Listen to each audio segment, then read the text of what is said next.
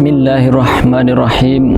Assalamualaikum warahmatullahi wabarakatuh. Alhamdulillahillazi nahmaduhu wa nasta'inuhu wa nastaghfiruhu wa na'udzu billahi min syururi anfusina wa min sayyiati a'malina. May yahdihillahu fala mudhillalah wa may yudlil fala hadiyalah.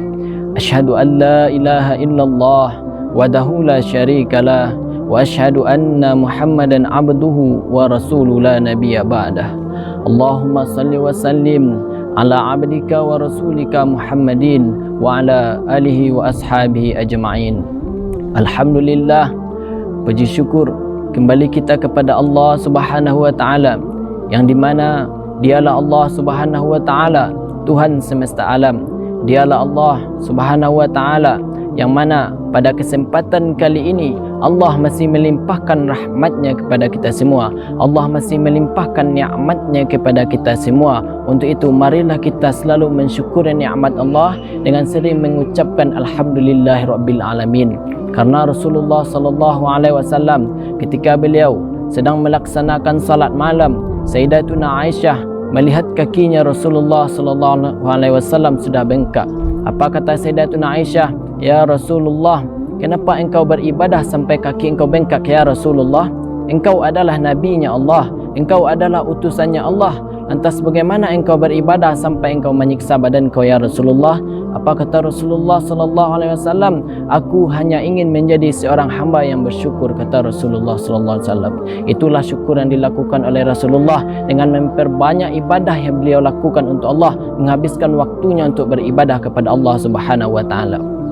Nah, salawat dan salam juga tidak lupalah kita hadiahkan buat junjungan umat, yakni kepada baginda Nabi besar Muhammad sallallahu alaihi wasallam, dengan senantiasa kita mengucapkan Allahumma salli ala Sayyidina Muhammad wa ala ali Sayyidina Muhammad.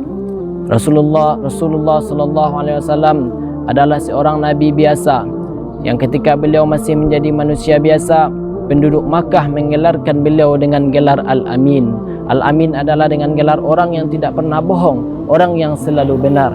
Tetapi ketika Allah Subhanahu wa taala mulai menurunkan wahyu kepada Nabi, disitulah paman menjadi musuh, sahabat menjadi musuh. Orang yang menggelarkan beliau dengan Al-Amin tidak ada lagi. Disitulah cobaan dimulai oleh Rasulullah. Harta beliau korbankan, nyawa beliau korbankan, waktu beliau korbankan untuk menyampaikan Islam kepada kita semua, untuk menyampaikan iman kepada kita semua. Bahkan ketika beliau menyampaikan Islam di kota Taif, penduduk Taif tidak menerima beliau. Penduduk Taif menolak beliau dengan lemparan batu, dengan lemparan kotoran. Apa kata malaikat penjaga bukit? Ya Rasulullah, angkatlah tanganmu kepada Allah, mintalah kepada Allah, maka akan kami hempitkan bukit ini kepada penduduk yang telah menolak engkau, ya Rasulullah. Apa kata Rasulullah sallallahu alaihi wasallam? Tidak, mungkin sekarang mereka belum beriman kepadaku, mungkin sekarang mereka belum percaya kepada Allah. Senantiasa anak cucunya lah yang akan datang beriman kepada Allah Subhanahu wa taala. Untuk itu marilah kita selalu membasahkan bibir kita, membasahkan lidah kita, selalu mengucapkan Allahumma salli ala Sayyidina Muhammad wa ala ahli Sayyidina Muhammad. Karena dengan salawat ini pula lah yang akan menyelamatkan kita di yaumil qiyamah, yaitu di akhirat nanti. Ketika kita meminta kepada nabi-nabi terdahulu, kita meminta kepada Nabi Ibrahim alaihissalam, kita meminta kepada Nabi Musa alaihissalam, kita meminta pertolongan kepada nabi-nabi tersebut. Apa kata nabi tersebut? Nafsi, nafsi, sendiri-sendiri. Maka di saat itulah Rasulullah mencari umatnya. Beliau pergi ke neraka, berkata kepada malaikat penjaga neraka, apakah masih ada umatku di neraka? Apa kata malaikat tersebut? Masih ada ya Rasulullah. Apa kata Rasulullah? Beliau pergi kepada Allah, beliau sujud kepada Allah, beliau angkat tangannya kepada Allah, beliau meminta, aku adalah pemimpin mereka ya Allah, aku adalah nabi mereka, maka ini aku memintakan syafaat untuk mereka ya Allah. Disitulah Allah mengangkat umat yang di dalam neraka tersebut, beliau rendam di telaga Kausar, lalu beliau masukkan ke dalam surga. Itulah Rasulullah sallallahu alaihi wasallam. Beliau tidak hanya memperjuangkan kita dari dunia, bahkan di akhirat kelak pun beliau masih memberi kita dengan syafaat. Kaum muslimin, kaum muslimat yang dirahmati oleh Allah, kita memberi judul tausiah pendek kita pada saat ini dengan judul apa itu rezeki. Banyak orang-orang sekarang mengartikan rezeki itu adalah harta yang mewah, harta yang berlimpah, rumahnya yang bagus, mobilnya yang bagus. Kalaulah kita mengartikan rezeki tersebut dengan harta yang mewah, di zamannya Rasulullah sallallahu alaihi wasallam, orang yang rumahnya bagus, orang yang hartanya banyak adalah Abu Lahab. Sedangkan Rasulullah sallallahu alaihi wasallam, rumah beliau hanya dialaskan atap dengan pelepah korma. Kalau kita mengartikan rezeki itu adalah rumah yang mewah, pertanyaannya, apakah Rasulullah tidak mendapatkan rezeki dari Allah? Untuk itu, mari kita sekarang kita tunai apa itu rezeki. Rezeki adalah segala nikmat, segala bentuk nikmat yang telah Allah berikan kepada kita, itu adalah rezeki. Apa rezeki terbesar? Ada tingkatan rezeki. Yang pertama yaitu rezeki nikmat iman. Nikmat kita kepada Allah, kita senantiasa selalu takut kepada Allah, senantiasa kita menjalankan perintah Allah, ada rasa takut kita kepada Allah, itu adalah rezeki terbesar yang kita dapatkan. Lantas kalau kita mengatakan, kenapa aku tidak mendapatkan rezeki? Aku selalu beribadah kepada Allah, menghabiskan waktuku untuk beribadah kepada Allah, mengapa aku belum diberikan Allah rezeki tersebut? Mari kita tunai, kita melaksanakan solat tersebut, kita beribadah kepada Allah tersebut, itu adalah rezeki terbesar yang kita dapatkan. Karena belum tentu orang yang rumahnya mewah tersebut, orang yang kaya tersebut, belum senantiasa beliau melaksanakan solat kepada Allah Subhanahu wa taala. Yang kedua, nikmat rezeki tersebut yaitu kita mempunyai anak, kita mempunyai saudara, kita mempunyai teman yang senantiasa selalu mengajak kita kepada kebenaran, melarang kita untuk melakukan kemungkaran. Itu adalah tingkatan rezeki yang kedua. Lantas apa tingkatan rezeki yang ketiga? Yaitu adalah harta benda. Itulah yang orang katakan sekarang harta benda tersebut adalah rezeki, padahal rezeki tersebut adalah tingkatan rezeki yang paling rendah. Untuk itu, janganlah kita senantiasa selalu mencari rezeki, takut kita tidak diberi rezeki oleh Allah. Di dalam kitab Usfuriyah, di dalam kitab tersebut ada sebuah hadis yang berbunyi, annar ruzku wa antal marzuku. Wahai anak Adam, aku adalah sang pemberi rezeki dan engkau adalah sang menerima rezeki. Allah Subhanahu wa taala telah menjamin semua rezeki kita. Bahkan ketika kita masih di dalam kandungan, ketika kita masih berumur 40 hari di dalam kandungan, di saat itulah Allah Subhanahu wa taala sudah menetapkan rezeki kita.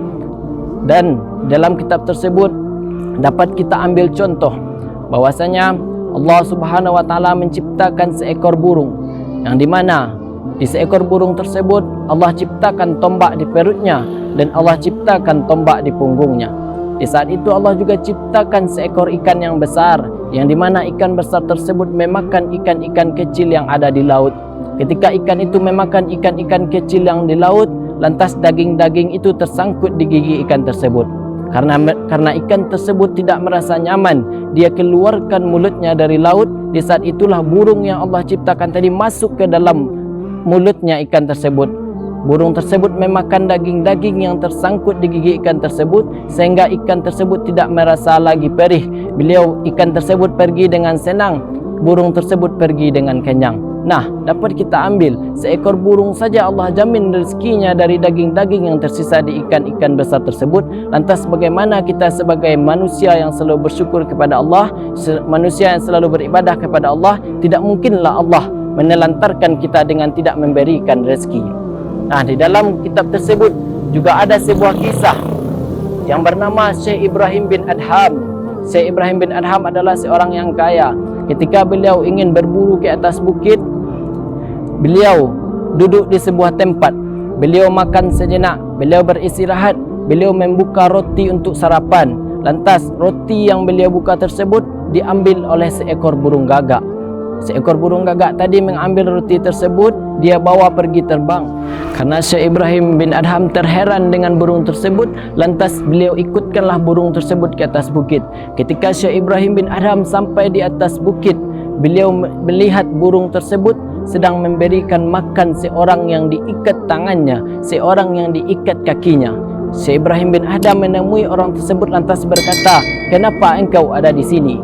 Kata orang tersebut, Aku adalah seorang pedagang yang dirampok oleh orang di jalan. Hartaku diambilnya semua, tanganku diikatnya, kakiku diikatnya. Mereka meninggalkan aku di atas bukit ini.